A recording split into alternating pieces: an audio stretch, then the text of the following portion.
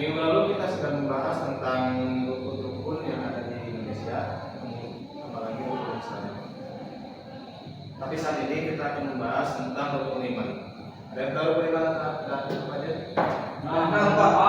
Nampak. Oke ya. Jadi pembahasan kali ini kita akan belajar mengenai rukun iman. Jadi teman-teman, kalau misalkan kita itu sebagai seorang muslim, kita sudah pasti beragama Islam dan sudah menempati rukun Islam yang 5. Tapi kita juga mesti mengimani. Apa itu iman? Percaya kepada Allah. Percaya. Apalagi? Yakin. Oke ya. Jadi konsep iman itu adalah percaya atau yakin. Yakin kenapa? Iman itu percaya, yakin kepada apa? Yakin kepada Allah. Yakin kepada Allah. Yang pertama ya. Nanti rukun iman itu terbagi menjadi 6. Yang pertama adalah iman kepada Allah.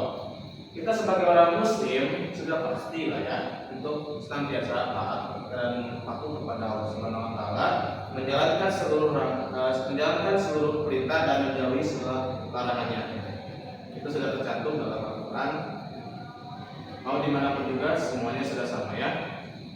Baik dalam segi apapun itu, kita tidak boleh untuk menduakan, kita tidak boleh menyembah alat atau musyrik kepada Allah Subhanahu wa taala. Dan sebagai seorang muslim juga tetap percaya kepada Allah Subhanahu wa taala sebagai Tuhan kita, sehingga meyakinkan dalam hati kita itu memiliki suatu keimanan yang namanya iman kepada Allah Subhanahu wa taala. Dalam Islam juga kan tadi sudah dibahas, rukun Islam yang pertama adalah syahadat, yaitu bersaksi kepada Allah Subhanahu wa taala sebagai Tuhan. Saya bersaksi bahwa tiada Tuhan selain Allah. Nah, saya bersaksi juga bahwasanya Muhammad adalah utusan Allah. Assalamualaikum. Waalaikumsalam. Oh, maaf saya terlambat. Ya Bapak, langsung saja duduk ya. Maaf ya Pak, maaf ya itu uang jatuh. Oke, itu adalah rukun iman yang pertama. Kemudian rukun iman yang kedua adalah Malaikat. Malaikat. Oke. Malaikat ya. Teman-teman percaya nggak kondisi di dunia ini adalah malaikat? Gimana Pak? Teman-teman percaya nggak kalau sekarang di dunia ini ada malaikat? Ada Pak? Enggak Pak. Enggak. Soalnya aku nggak lihat Pak. Nggak lihat. Malaikat. Nggak lihat. Aku percaya soalnya kan beriman beriman itu artinya percaya yakin bahwa ada malaikat. Tapi nggak semua orang bisa melihat malaikat. Mungkin itu dari Allah, itu kuasa dari Allah yang bisa melihat malaikat. Oke, kuasa dari Allah ya. Nah itu juga kita harus percaya bahwasanya malaikat itu ada. Karena apa? Kita sudah mempercayai 10 malaikat yang kita harus ketahui. Coba apa saja malaikat yang harusnya kita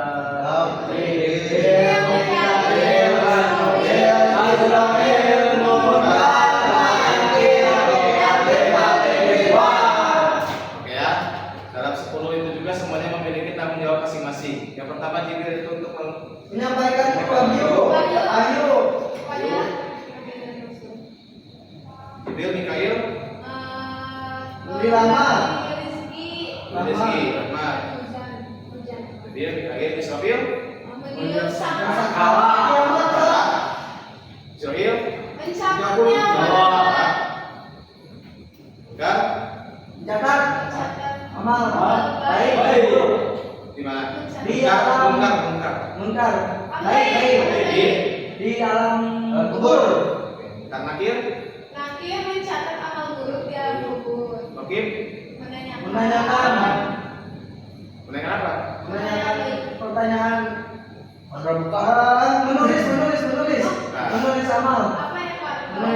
Rokib, Atid itu dua-duanya sama malaikat, sama tugasnya seperti Munkar Nakir. Tapi di dunia Rokib dan Atid. Di sini di kanan dan di kiri itu selalu mencatat kebaikan dan keburukan. Malik menjaga pintu neraka. menjaga pintu neraka. Nah, ini Pak. Dan Ridwan Jaga pintu. Menjaga pintu Bisa. surga. menjaga pintu surga. Oke, semuanya tepat ya. Jadi semua juga mempunyai tugas masing-masing dan mempunyai tanggung jawab masing-masing dari Allah Subhanahu wa taala. Karena kita juga mesti percaya bahwasanya ada malaikat karena kita juga akan mati suatu saat. Amin. Ya, itu yang kedua. Yang ketiga adalah Tak. Allah. bagaimana yang ketiga adalah Kita Allah. Rasul. Beriman kepada kitab-kitab Allah. beriman kepada kitab-kitab Allah. Oke ya, kitab-kitab Allah. Jabur. Oke, kitab-kitab Allah itu ada berapa dalam dunia ini? Ada 4. Ada 4. Apa aja? Kita Taurat, Injil, Zabur, Al-Quran. Nah, semuanya itu diturunkan dalam satu nabi atau bukan? Tidak. Tidak. Apa tahu? Taurat Nabi Isa, Ibrahim. Taurat Nabi Musa. Taurat Nabi Musa, Zabur, Nabi Daud. Injil, Nabi Nabi Isa. Sulaiman. Al-Quran, Nabi Muhammad sallallahu alaihi wasallam. dan semuanya itu memiliki satu sama lain, memiliki semuanya satu paham, yaitu tentang akidah dan tauhid kepada Allah Subhanahu wa taala. Tidak boleh menduakan dan menyebutkan Allah Subhanahu wa taala. Semuanya sama ya, taat untuk beribadah, taat untuk menjauhi larangannya, semuanya sama. Mau Taurat, Zabur, Injil, Al-Quran juga sama saja. Kemudian yang keempat adalah iman kepada Rasul Nabi dan Rasul.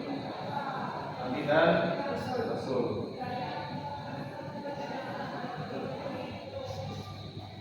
Teman-teman tahu nggak kalau misalkan dalam dunia ini dari zaman azali sampai sekarang itu kita wajib mengimani 25. 25 Nabi.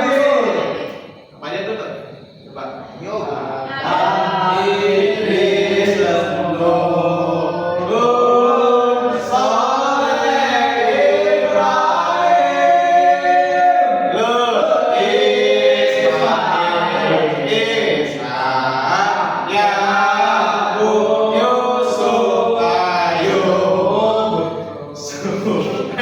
Harun Musa Ilyas Zulkifli Daud Sulaiman Ilyas Nabi Yunus Nabi Zakaria Isa Nabi Muhammad sallallahu alaihi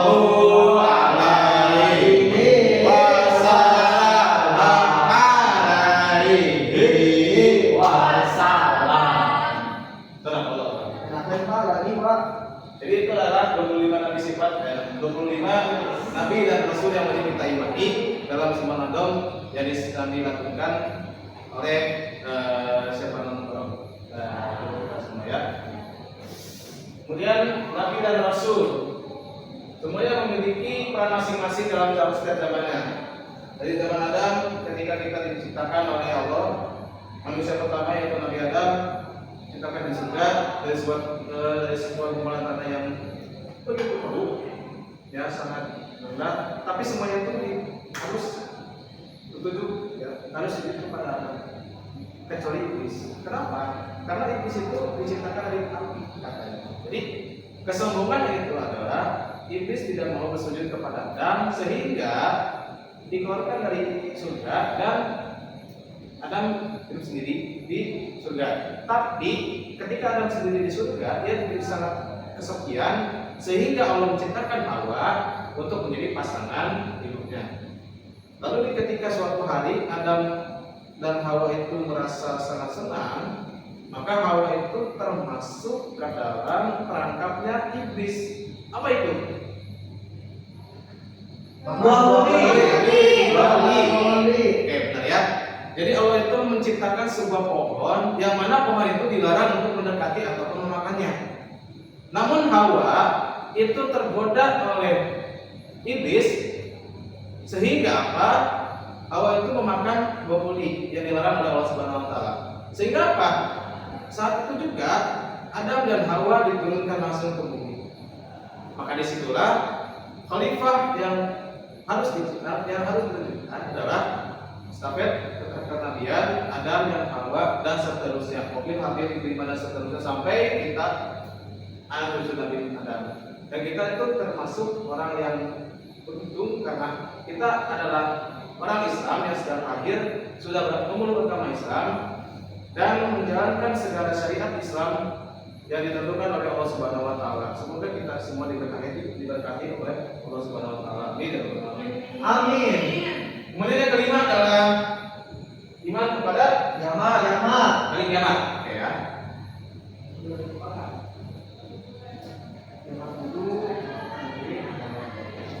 Yang 12. Kiamat 2012 itu bohong, guys. Kita mempercayai bahwasanya semua itu fana. Dunia itu fana. Semuanya itu semuanya itu terbatas. Bahkan manusia pun pasti mati, gitu ya, kan tidak akan hidup lagi. Apalagi alam dunia. Maka kita itu sedang berada di alam kedua setelah alam akhir, yaitu alam dunia. Yang mana alam dunia itu adalah alam di mana kita harus mempertanggungjawabkan semua kejadian yang telah ditetapkan di alam akhir untuk selalu beribadah kepada Allah Subhanahu wa taala dan menjauhi segala larangan Allah Subhanahu wa taala. Sehingga suatu saat kita mati atau meninggal dunia, kita sudah mempersiapkan bekal untuk masuk ke dalam gerbang akhirat. Maka disitulah proses ketika kita kita meninggal dalam kubur itu dalam kubur itu semuanya sama mengharapkan segala kiamat. Karena mereka mempercayai dari alam dunia itu dunia akan berakhir, akan kiamat. Tapi ketika mereka meninggal duluan, mereka dalam kubur itu mendapatkan dua. Yang pertama kenikmatan, yang kedua siksaan. Ketika dua ini terus sama-sama menginginkan satu keinginan, yaitu kiamat, maka mereka awalnya sudah mempercayai bahwasanya dunia itu akan kiamat, akan berakhir. Nah, tanda-tanda kiamat yang paling ketahui adalah yang pertama adalah peniup trompet yang ditiupkan oleh malaikat Israfil. Ya Allah, kita nggak pernah tahu gitu ya kan kapan tanggal dan waktunya, kapan Hari Jumat, Pak. Kiamat hari Jumat. Kata siapa? Nah, pernah dengar dari guru saya. Ya itu, ya berarti Anda itu Hoax. bisa dibilang hoax. Bohong. Karena apa? Kita umat manusia itu nggak tahu lah gitu ya kan untuk bagaimana kiamat itu datang atau kapan sih kiamat datang gitu ya kan, kita nggak tahu sebagai umat manusia biasa. Hanya orang yang tahu kapan kiamat itu datang. Kemudian yang keenam adalah yang terakhir Bodoh dan korban.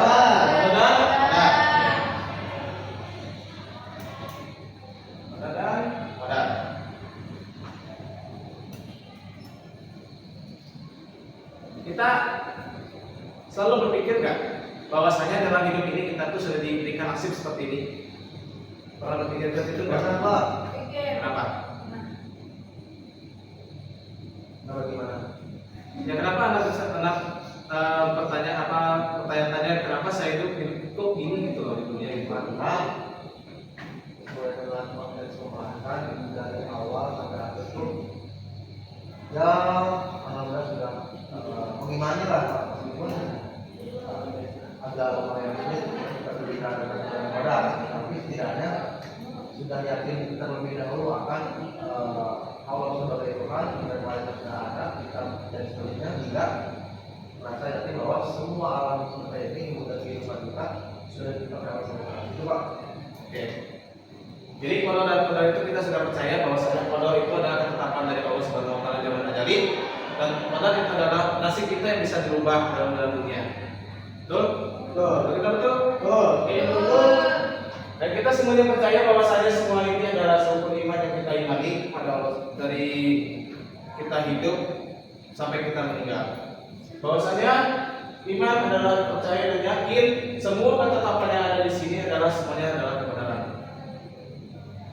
Maka dari itu teman-teman sekalian, saya mengharapkan bahwasanya kita akan selalu senantiasa beriman kepada Allah, kita harus senantiasa bertakwa kepada Allah Subhanahu wa taala dan menjauhi segala larangan Allah Subhanahu wa taala, larangan yang Allah tetapkan. Baik itu menyenangkan dalam dunia maupun akan menyiksa di dalam dunia. Oke, mungkin dicukupkan untuk atau pertemuan kali ini. Kita akhiri dengan kata alhamdulillah sama-sama. Alhamdulillah. Saya pamit undur diri. Assalamualaikum warahmatullahi wabarakatuh.